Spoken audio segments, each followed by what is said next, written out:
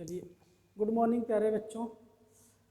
मैं आप लोगों के सामने जो आज नया टॉपिक लेकर के आया हूँ उसका नाम है अनुरूपित शिक्षण। मैंने पिछले वीडियो में आप लोगों को बताया था अनुरूपित शिक्षण का अर्थ, परिभाषा, ये बहुत सारी चीज़ें मैंने उसके अंतर्गत आप लोगों को बता रखा था। आज आप लोगों का जो पिछला वीडियो में कुछ चीज़ें छूटा था उसी को मैं कंप्लीट करूँगा, जिसमें है आप लोगों के सामने अनुरूपित शिक्षण की विशेषताएँ, मेथड्स ऑफ सिमुलेशन क्या है वो मैं आप लोगों को बताऊंगा। जिसमें पहला पॉइंट है व्यक्ति अध्ययन विधि, जिसको हम लोग केस स्टडी मेथड भी बोलते हैं, भूमिका अभिनय विधि, ठीक है, और सामाजिक अभिनय विधि, इन बास्केट विधि और विश्लेषणात्मक विधि, ठीक है। इस टॉपिक पे चर्चा करेंगे।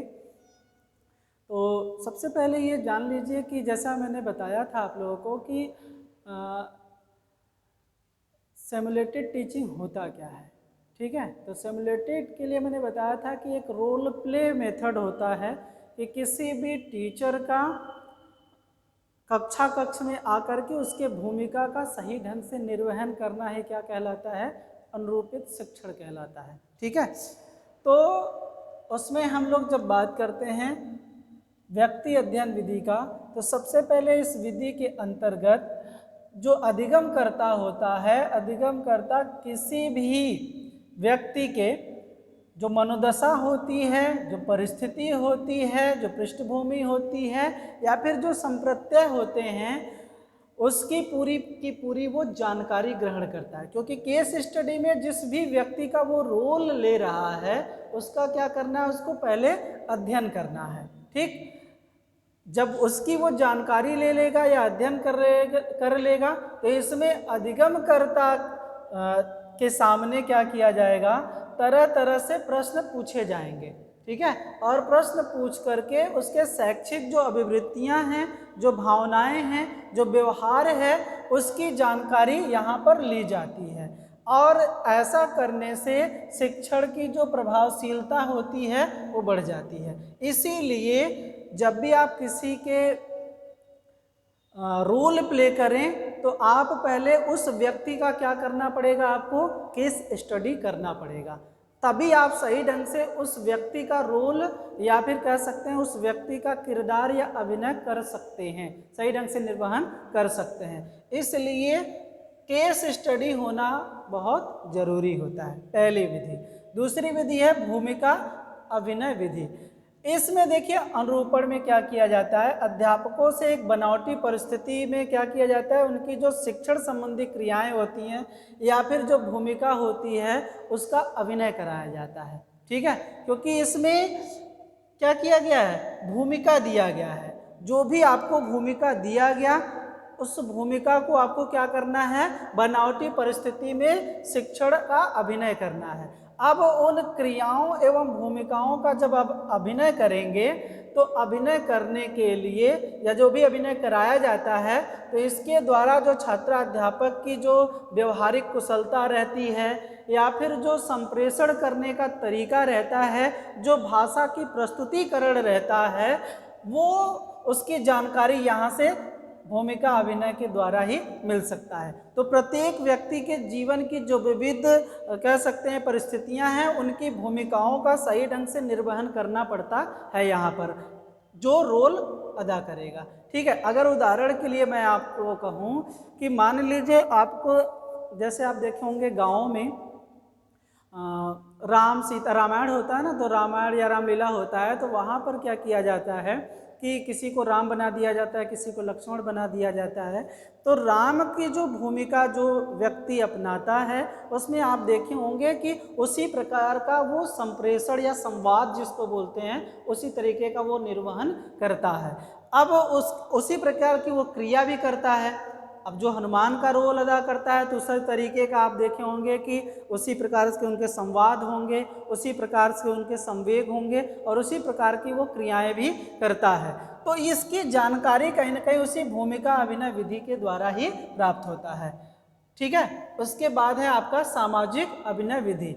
जब भी इस विधि का प्रयोग किया जाता है तो किसी भी व्यक्ति के द्वारा जब सामाजिक पृष्ठभूमि से संबंधित जो अन्य कह सकते हैं व्यक्तियों की जो बनावटी परिवेश रहता है उस परिवेश में ये अभिनय किया जाता है, क्योंकि यहाँ भी क्या है, उसको एक ऐसा कृत्रिम वातावरण दिया जाता है जहाँ पर वो क्या करेगा, एक बनावटी परिस्थिति में उसका निर्वहन करेगा। क्योंकि कहा जाता है कि व्यक्तियों की जो बनावटी परिस्थिति है, परिवेश है, उसमें उसको क्या, समाज भी क्या है, एक अभिन्न अंग है, और उसी में वो क्या करेगा, समाज में ही रह करके उसके भूमिका का निर्वहन करेगा, जिससे कि इस विधि से पता चलता है कि व्यक्ति का जो सामाजिक अभिनय है वो किस अंग का है।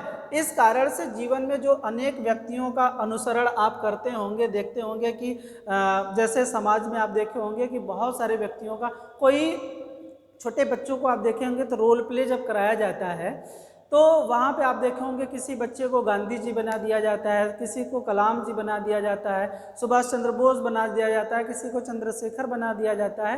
तो बहुत सारे रोल बनाए जाते हैं जो समाज के व्यक्तित्व के धनी व्यक्ति हैं, उन्हीं को क्या किया जाता है, वैसा रोल उन बच्चों को दे दिया जाता है। और समाज क्या है, समाज में ही एक विद्यालय अभिन्न अंग है, उस विद्यालय में वो क्या करता है, बच्चा अभिनय का प्रदर्शन करता है, उन जो महापुरुषों की रोल लेता है उसी रोल का प्रस्तुतिकरण सही ढंग से करता है। तो इसको क्या बोलते हैं, सामाजिक अभिनय विधि बोलते हैं, जिसमें कि वो बनावटी परिवेश में अभिनय किया जाता है। यहाँ पर इन बास्केट विधि अगर इसका देखा जाए तो ये अगर देखते हैं तो काफ़ी खर्चीला भी माना जाता है और काफ़ी इसमें पैसे भी खर्च होते हैं, और ये इसका प्रयोग करने से बहुत सारे लोग बचते भी हैं, क्योंकि अगर देखा जाए तो ये विधि जो होती है बहुत ही अपव्यय करने वाली होती है, और ये विधि जो मानी जाती है वो बनावटी बहुत ज़्यादा होती है। यहाँ पे अन्य विधियों की अपेक्षा यहाँ पर बनावटी ज़्यादा होती है। पहले इसमें क्या किया जाता है कि पहले यहाँ पर जो भी अभिनय करता रहता है उसमें उससे एक फिल्म बनवा ली जाती है। फिल्म का मतलब होता है कि जो भी रोल कर रहा है उस रोल को पहले ही प्रेजेंट करवाया जाता है, उसको रिकॉर्ड किया जाता है। रिकॉर्ड करने के पश्चात उसको चलचित्र द्वारा या कह सकते हैं वीडियो विजुअल जो होता है उसके द्वारा इसको संचालित किया जाता है, और संचालित करने के पश्चात जो उसमें कमियां रहती हैं पर्यवेक्षक उस पर चर्चा करता है और समय रहते इसमें भी सुधार किया जाता है। जैसे आप मोबाइल से देखते होंगे कि आप कुछ भी क्रियाएं कर रहे हैं उसको मोबाइल के द्वारा रिकॉर्ड कर लिया जाए, रिकॉर्ड करने के वो एक फिल्म बन गया। रिकॉर्ड करने के पश्चात आप उसकी प्रस्तुतिकरण करके देख लीजिए। देखने के पश्चात आप प्रस्तुतिकरण में देखेंगे कि भाषा का क्या सही ढंग से प्रयोग हुआ है कि नहीं हुआ है, लिखावट क्या सही ढंग से हुआ है कि नहीं हुआ है, या जो हम भाव भंगिमाओं का प्रयोग कर रहे थे वो सही ढंग से स्पष्ट रूप से हो पाया है कि नहीं, ये सारी कमियों का हमें पता चल पाता है। इसलिए बोलते हैं इसको इन बास्केट विधि, मतलब प्रोजेक्टर के द्वारा आप प्रोजेक्ट करके देखते हैं इसको, ठीक है, संचालित करके देखा जाता है। इसमें लास्ट है विश्लेषणात्मक विधि, ठीक है। विश्लेषणात्मक विधि अगर देखा जाए तो यहाँ पे भी अनुरूपण विधि की अच्छी विधि मानी जाती है। यहाँ पे जिस व्यक्ति का आप भूमिका लेते हैं या भूमिका का निर्वहन करते हैं या समस्या का आप कह सकते हैं कि चयन करते हैं, तो उसका स्वरूप क्या है, समस्या में कौन कौन से ऐसे कारण हैं, परिणाम हैं जिसको हमें समाधान करना है। तो सबसे पहले उसका हम चयन करते हैं, चयन करने के पश्चात उस समस्या का सही ढंग से निर्वहन करते हैं या उसका समाधान करने का प्रयास किया जाता है यहाँ पर। और उसके साथ साथ आप देखे होंगे कि उन तथ्यों पर चिंतन किया जाता है, मनन किया जाता है, फिर उसके पश्चात उन समस्याओं का समाधान करने का प्रयास यहाँ पर किया जाता है। और इस समस्याओं का समाधान करने के लिए आप देखे होंगे कि यहाँ पर तर्क होना जरूरी है, चिंतन होना जरूरी है, क्योंकि आपने जो रोल अदा किया है उसको कहाँ तक सही ढंग से आपने निर्वहन किया और कहाँ तक कुछ कमियां रह गई, उस पर कहीं ना कहीं विश्लेषण होना बहुत जरूरी है, एनालिसिस करना जरूरी है। तभी आपके जो कमियां हैं उन कमियों को हम दूर कर सकते हैं, क्योंकि उसके द्वारा आप सही ढंग से इवैल्यूएशन कर सकते हैं। तो इसलिए विश्लेषण विधि का भी सहारा लिया जाता है प्यारे बच्चों, ठीक है। तो ये थी कुछ अनुरूपित शिक्षण की विधियां जो कि हम रोल प्ले करते समय इन विधियों का सहारा लेते हैं, ठीक है।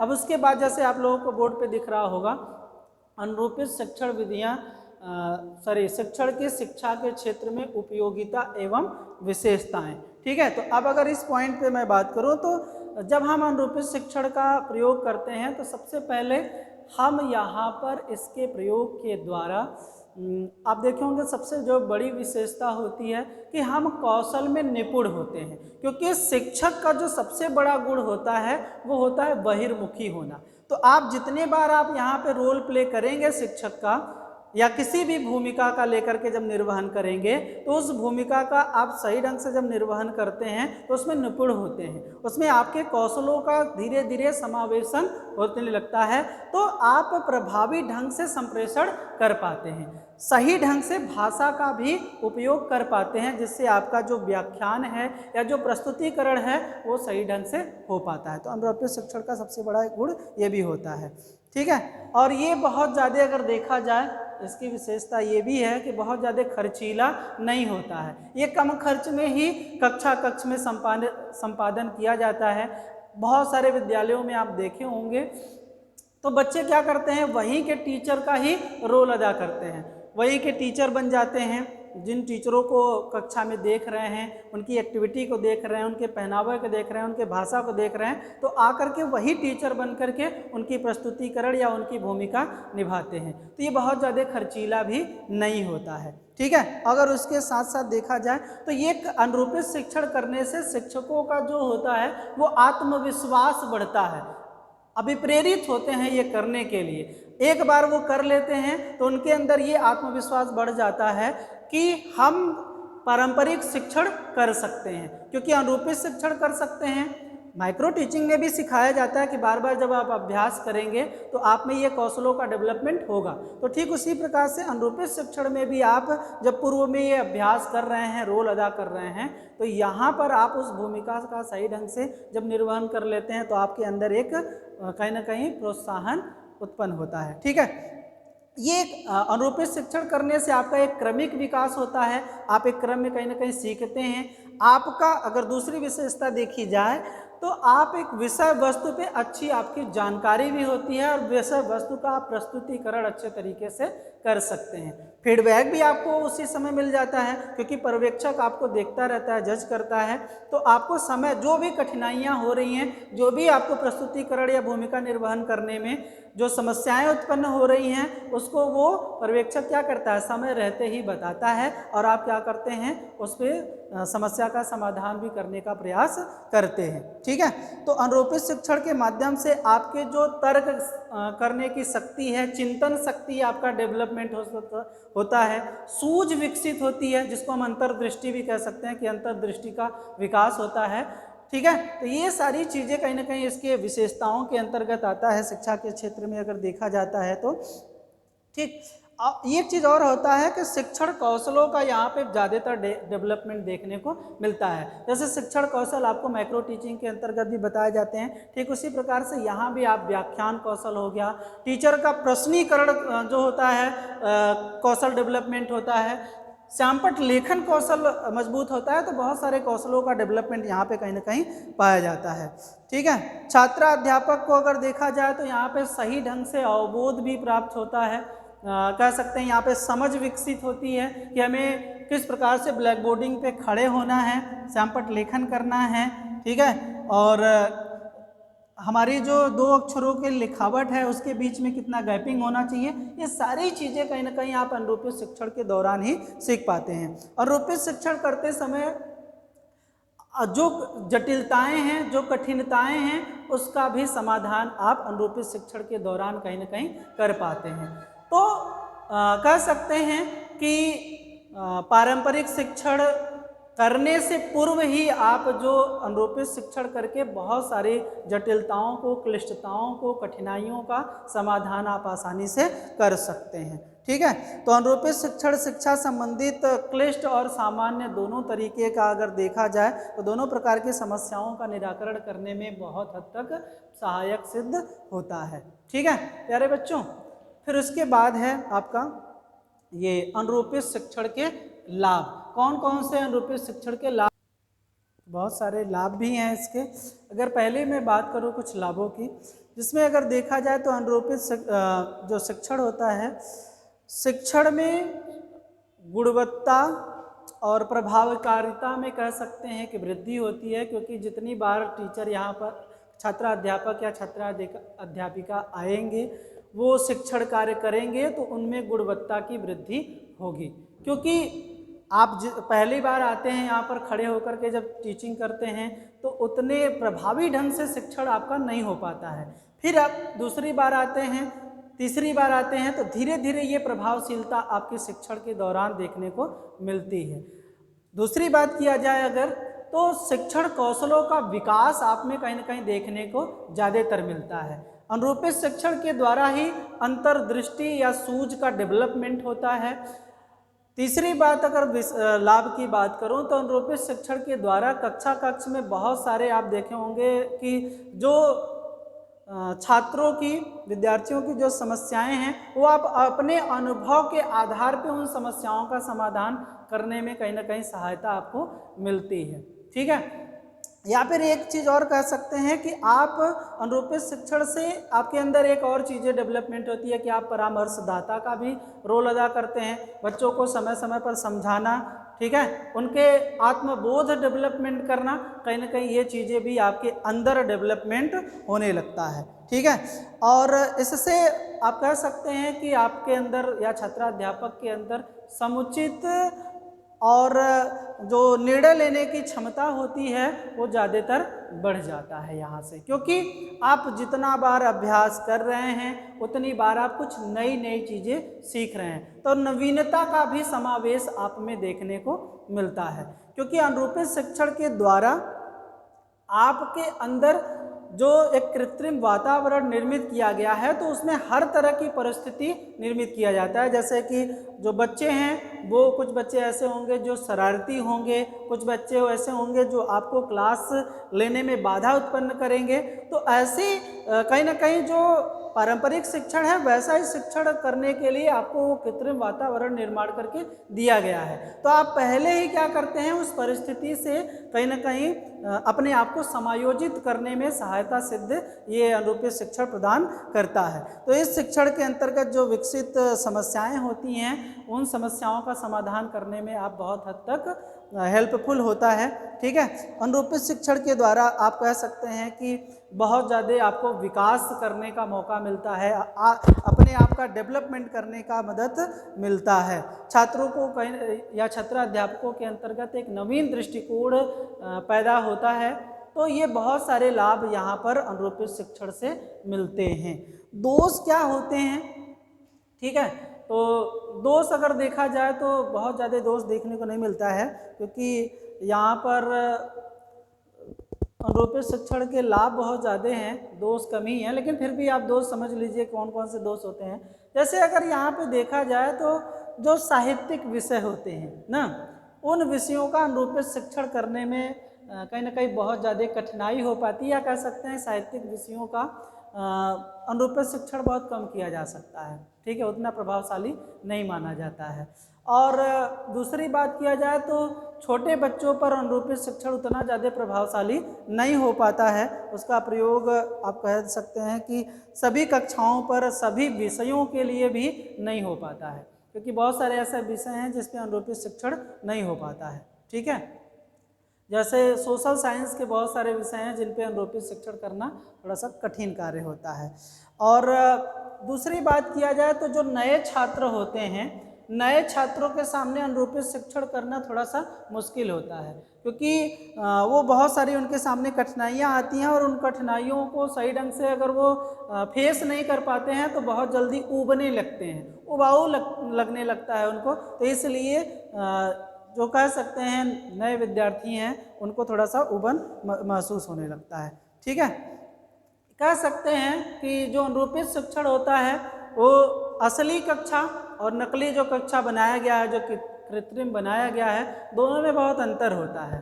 ठीक है, यहाँ पर आप अनुरूपित शिक्षण के दौरान अगर आप देखेंगे तो बहुत सारे एक्टिविटी क्लास के ही बच्चे रहते हैं, आप उनके सामने बहुत अच्छे तरीके से प्रेजेंटेशन कर लेते हैं, अनुरूपित शिक्षण कर लेते हैं, वो भय नहीं होता है। लेकिन जब आप दूसरे विद्यालयों में जाते हैं जहाँ पर आप वास्तविक शिक्षण कार्य करते हैं तो उन बच्चों को देख करके ही थोड़ा सा भय आपके अंदर होता है। तो कह सकते हैं कि वास्तविक शिक्षण में और अनुरूपित शिक्षण में अंतर कहीं ना कहीं देखने को मिलता है, जिसके कारण से बच्चों के सामने थोड़ा सा प्रस्तुतिकरण करने में भय होती है। और विशेषकर अगर देखा जाए तो अनुरूपित जो शिक्षण होता है वो छोटे कक्षाओं के लिए ज़्यादा उपयोगी माना जाता है। लेकिन यही अगर देखा जाए, छोटे कक्षाओं का मतलब जहाँ छात्रों की संख्या कम हो, लेकिन जहाँ पर छात्रों की संख्या बहुत ज़्यादा होती है, संख्या अधिक रहती है, वहाँ पर अनुरूपित शिक्षण करना थोड़ा सा कठिन कार्य हो जाता है ना। और ये भी एक दोष हो सकता है कि अनुरूपित शिक्षण में अगर आप देखेंगे तो दूसरे टीचरों का नकल हूबहू करना या उनकी बनावट हूबहू रखना, ये थोड़ा सा मुश्किल काम हो जाता है कि उसके जैसा रूप रेखा बनाना या पूरी काया अपने आप को उनके जैसा धारण करके उनके जैसा बनना थोड़ा सा मुश्किल हो जाता है। अनुरूपित शिक्षण दो विभिन्न परिस्थितियों में कार्य करने की क्षमता होती है, क्योंकि आपने पहले कक्षा में जिस विद्यालय में हैं वहाँ पे कर रहे हैं, लेकिन आप जब दूसरी परिस्थिति में जाते हैं तो वहाँ पर करना थोड़ा सा मुश्किल हो जाता है। तो ये कुछ दोष देखने को मिलते हैं अनुरूपित शिक्षण के। बाकी कह सकते हैं कि इतने दोष होने के बावजूद भी इसके अनुरूपित शिक्षण के लाभ ज़्यादातर देखने को मिलते हैं, क्योंकि आपको खड़े होने का, बोलने का और एक वास्तविक शिक्षण से पहले अनुरूपित शिक्षण के द्वारा ही वास्तविक शिक्षण के लिए तैयार करने की प्रक्रिया है, जो आप तैयार अनुरूपित शिक्षण के द्वारा ही होते हैं। तो ये बहुत हेल्पफुल होता है वास्तविक शिक्षण को करने के लिए। ठीक है, तो ये कुछ आपके पॉइंट्स थे जो मैंने आप लोगों के सामने रखा। आई होप आप लोगों को अनुरूपित शिक्षण समझ में आया होगा। ठीक है, आज के लिए इतना ही है। धन्यवाद।